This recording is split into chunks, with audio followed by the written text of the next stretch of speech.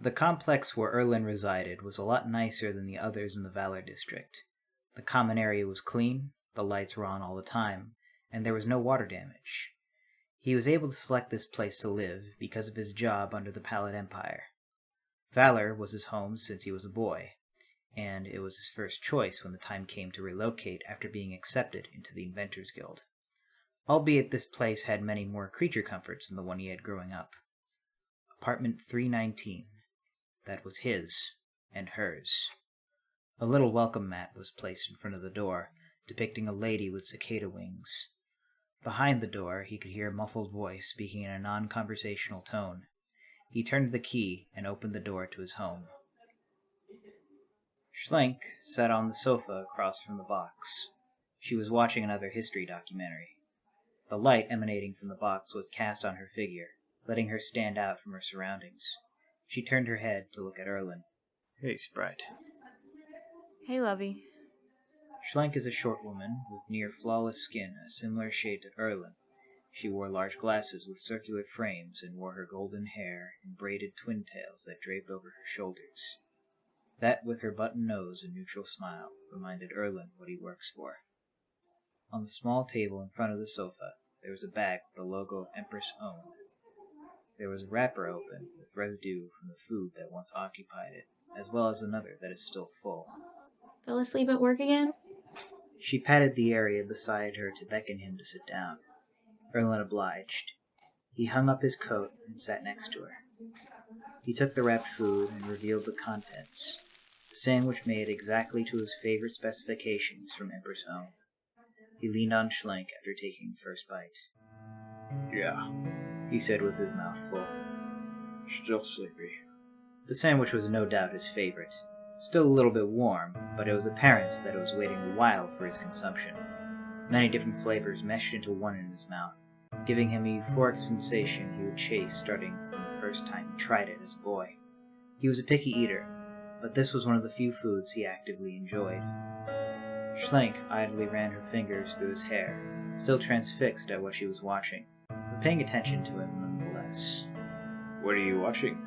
Erlin asked idly, still enjoying his food and her warmth. It's a documentary about the Sun King. Historical accuracy stuff, ersatz. The box was blaring information that Erlin was only half paying attention to.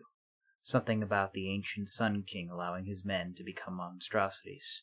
His failure to unite the world under a single banner. The monstrosity part only seemed figurative. There was some other stuff Erlin knew about in passing, but history is always wiped clean when shown on the box. Schlenk knew much more about history than Erlin, though, so he was in no position to profess his expertise. Any news on new arrivals? Erlin asked, buried in his shoulder after having finished his food. She smelled like freshly printed documents. Euphoric. You waste no time. None so far. One of these days. It'll happen, I swear. Erlin rested his head in her lap, still facing the box. Did you decide on a girl name yet? As opposed to Kyle? No. Besides, it has to mean something.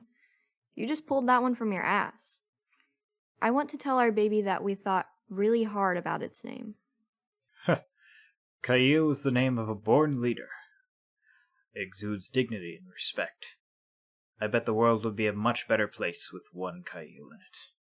Well, I just need time to think.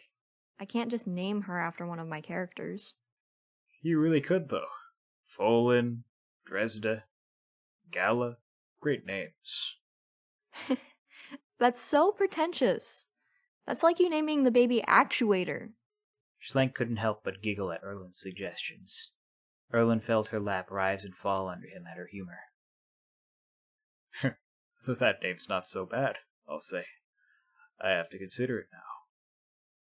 Their humor continued into the night until the documentary was over.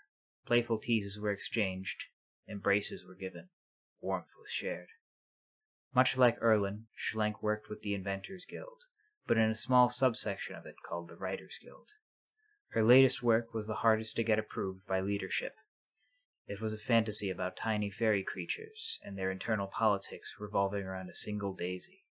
The last one in the world, in fact. The working title for it was called Edrian Fantasy.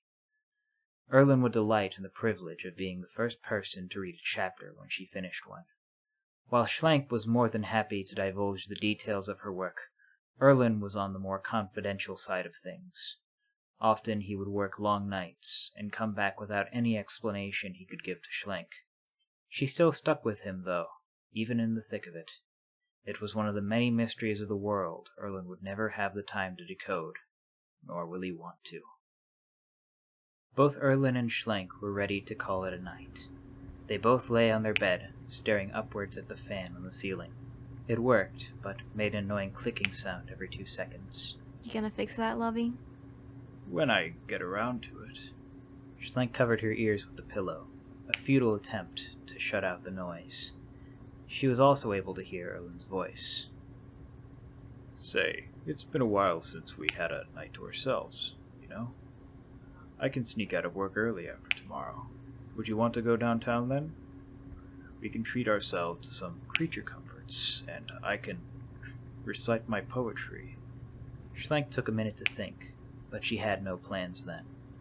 I'll have all that except for the poetry. Maybe a little more? The poetry was a joke. Erlen couldn't write to save his life. He pressed a button on the nightstand, turning the lights off. I'll look forward to it. Good night, Sprite. Good night, Lovey.